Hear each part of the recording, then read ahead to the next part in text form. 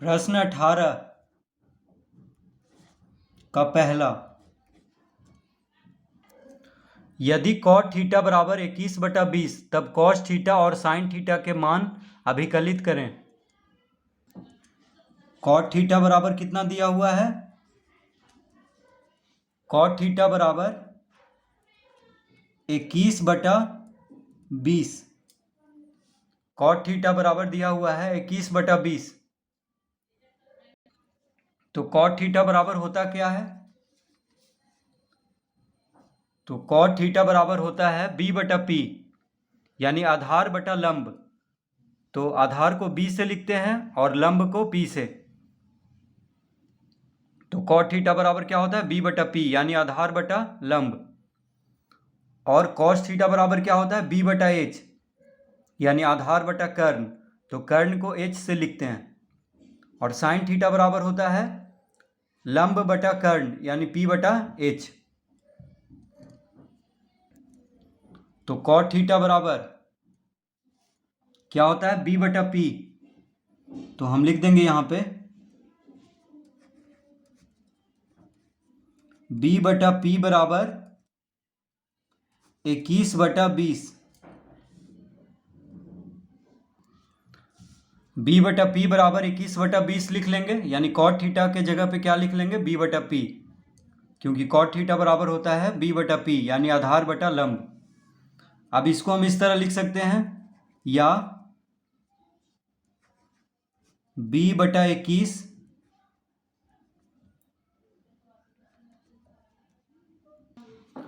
तो b/21 बराबर p/20 लिख लेंगे। तो ये कैसे हो गया? तो 21 जो है, 21 कहाँ पे है? बराबर के दाएं तरफ अंश में है, यानी गुना में है। तो 21 को इधर भेजेंगे तो भागा में हो जाएगा, और p यहाँ पे भागा में है तो p को इधर भेजेंगे तो गुना में हो जाएगा। यानी हम लिख सकते हैं b/21 बराबर p/20, यानी 21 और p का अदला बदली कर लेंगे, यानी 21 यहाँ आ जाएगा और p यहाँ पे। तो कोई फर्क नहीं पड़ रहा है, यानी b/p बराबर 21/20 को हम लिख सकते हैं b/21 बराबर p/20, इस तरह से। अब b/21 बराबर p/20 बराबर हम k मान लेंगे, तो लिखेंगे माना, यानी b/21 k के बराबर है और p/20 भी k के बराबर है, ये हम मान लेंगे।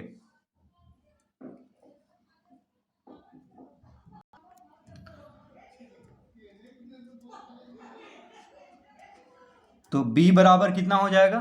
तो b/21 k के बराबर है, तो b बराबर हो जाएगा 21k। p/20 k के बराबर है, p/20 k के बराबर है, तो p बराबर कितना हो जाएगा? 20k। देखिए b/21 किसके बराबर है? k के बराबर है। तो 21 को दायां तरफ भेजेंगे बराबर के, तो k के साथ गुना हो जाएगा, यानी b बराबर 21k। उसी तरह p/20 k के बराबर है, तो 20 को इधर भेजेंगे तो गुना में हो जाएगा k के साथ। तो p बराबर कितना हो जाएगा? 20k। इस तरह हम लिख लेंगे। अब b यानी आधार कितना है? 21k, और लंब p, लंब को p से लिखते हैं, तो p बराबर 20k। तो आधार 21k हो गया और लंब 20k। तो आधार और लंब ज्ञात हो गया है, तो अब हम कर्ण निकाल लेंगे। तो लिखेंगे अब h बराबर क्या होता है? b² प्लस p² का अंडर रूट, यानी कर्ण बराबर आधार का वर्ग जोड़ लंब का वर्ग का अंडर रूट। तो पाइथागोरस प्रमेय से हम कर्ण निकाल लेंगे। तो समकोण त्रिभुज में अगर दो भुजा दिया हुआ है तो तीसरा भुजा हम इस तरह हम ज्ञात कर लेंगे। तो बराबर, अब देखिए b कितना है? 21k।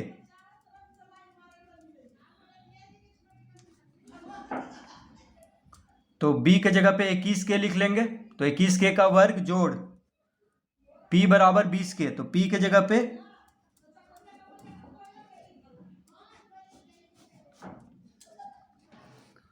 तो b के जगह पे क्या लिख लेंगे 21 के, तो 21 का वर्ग जोड़ p के जगह पे 20 के लिख लेंगे। p बराबर कितना है 20 के, तो 20 का वर्ग। अब 21 का वर्ग, तो 21 का वर्ग कितना हो जाएगा 21 गुना 1 21, 21 दूना 42 2 44 यानी 441। तो 441 के स्क्वायर हो जाएगा 21 के और पूरा पे वर्ग है जोड़ 20 के का वर्ग, तो 20 का वर्ग 20 गुना 20 400। तो 21 का वर्ग यानी 21 गुना 21 हो जाएगा 441 और 20 का वर्ग 400, तो इस तरह लिख लेंगे। अब 441 और 400 को जोड़ देंगे तो कितना हो जाएगा 841, 841 के स्क्वायर, इस तरह लिख लेंगे। अब यहां पे 841 किसका वर्ग है, तो 841 किसका वर्ग है, तो इसका वर्गमूल हम ज्ञात कर लेंगे। तो देखिए 841 हम इस तरह लिखेंगे, 2 से लगाएंगे 2 दूना 4, यहाँ पे जोड़ देंगे 8 में से 4 गया 4 और फिर 41 को उतार लेंगे। अब देखिए यहाँ पे 9 लिखेंगे तो 9 9 81, हाथ में रहा 8, 9 चौक 36 8 44 यानी 29 का। 841 किसका वर्ग है 29 का, तो यहाँ पे क्या लिख लेंगे 29 और k का घात 2 है तो k लिख लेंगे यहाँ पे, यानी 841 का वर्गमूल क्या हो गया 29 और 29 का वर्ग हो गया 841। ठीक है, तो 841 का वर्गमूल हम यहाँ पे लिख लेंगे 29 और k स्क्वायर यहाँ पे तो k लिख लेंगे। तो h कितना आ गया है 29 के, देखिए h हम निकाल रहे थे तो h आ गया है 29 के, b कितना है 21 के और p है 20 के।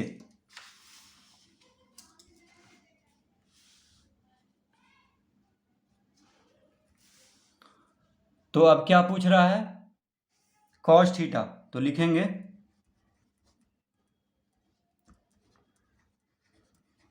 cos थीटा बराबर क्या होता है b बटा h यानी आधार बटा कर्ण। तो b कितना है 21 के, b कितना है 21 के और कर्ण h कितना है 29 के, तो k से k खत्म हो जाएगा, क्या बचेगा 21 बटा 29, कॉमा दे देंगे। तो cos थीटा आ गया है 21 बटा 29 और क्या पूछ रहा है साइन थीटा, तो अब लिख लेंगे यहाँ पे साइन थीटा। तो साइन थीटा बराबर क्या होता है p बटा h, p बटा h, तो p कितना है p है 20 के और h कितना है 29 के, k से k खत्म हो जाएगा तो कितना बचेगा 20 बटा 29, यानी साइन थीटा आ गया 20 बटा 29। तो इसका उत्तर आ चुका है cos थीटा बराबर 21 बटा 29 और साइन थीटा बराबर 20 बटा 29।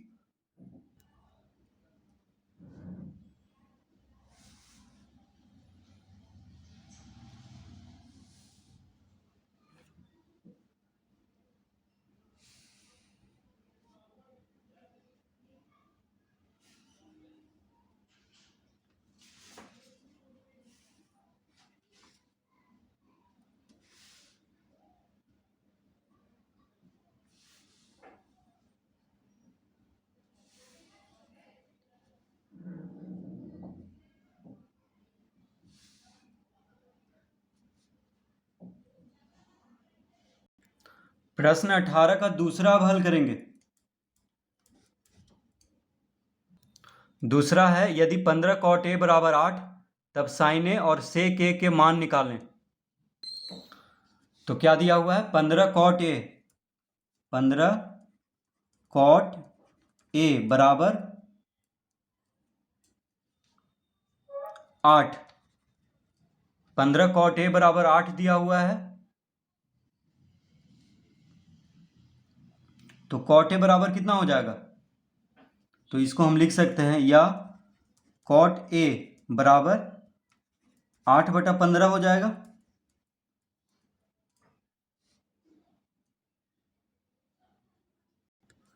पंद्रह कॉट ए बराबर 8 दिया हुआ है, तो कॉट ए बराबर क्या हो जाएगा 8/15, यानी 15 कॉट ए के साथ गुना में है, तो 15 को बायां से दायां तरफ लाएंगे तो भागा में हो जाएगा, यानी 8/15।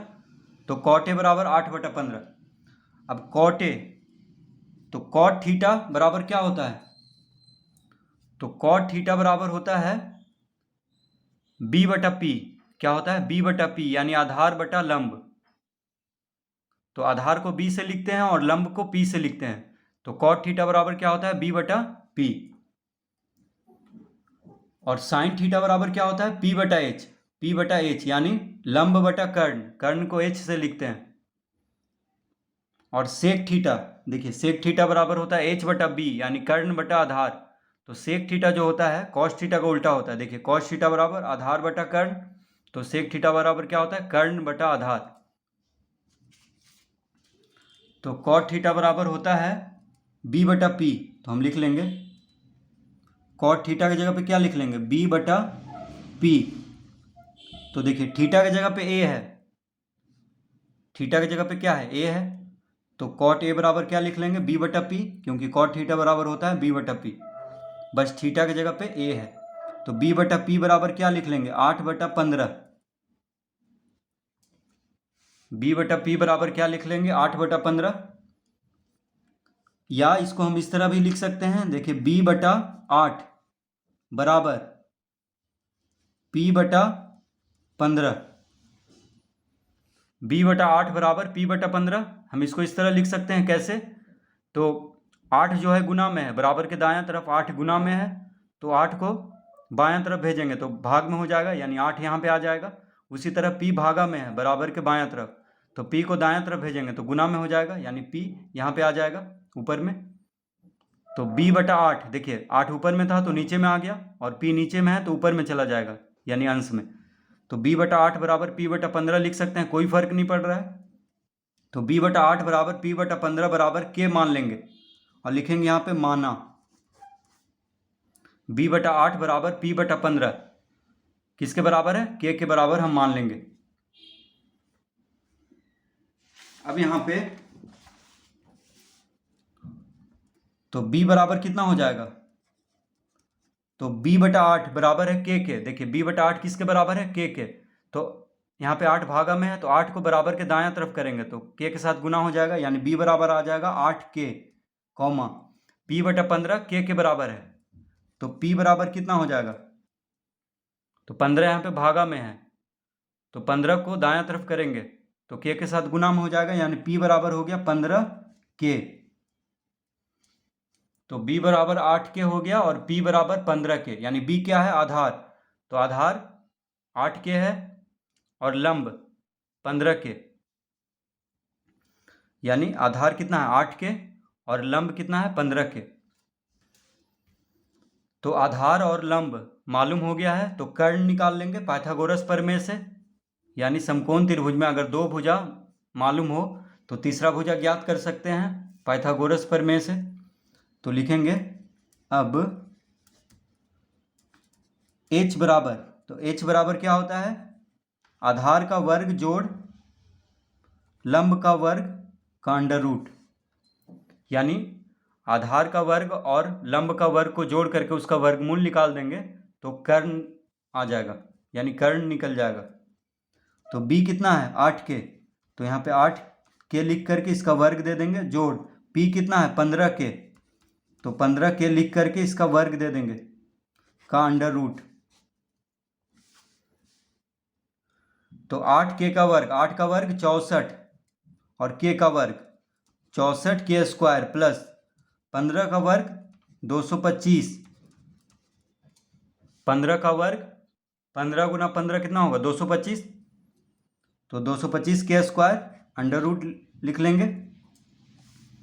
अब 64 और 225 को जोड़ देंगे तो कितना हो जाएगा 5 और 9, 6 2 8 और 2, यानी 289k² का अंडर रूट। अब 289 तो 289 किसका वर्ग है? 17 का, यानी 17 तो 17 के लिख देंगे। 289 का वर्गमूल क्या हो जाएगा? 17, और के स्क्वायर है तो के लिख देंगे, यानी एच हम निकाल रहे थे, कर्ण निकाल रहे थे, तो कर्ण कितना आ गया? 17 के। और बी कितना है? 8 के है, और पी 15 के है। तो अब क्या पूछ रहा है? तो लिखेंगे अतः क्या पूछ रहा है हमसे? साइन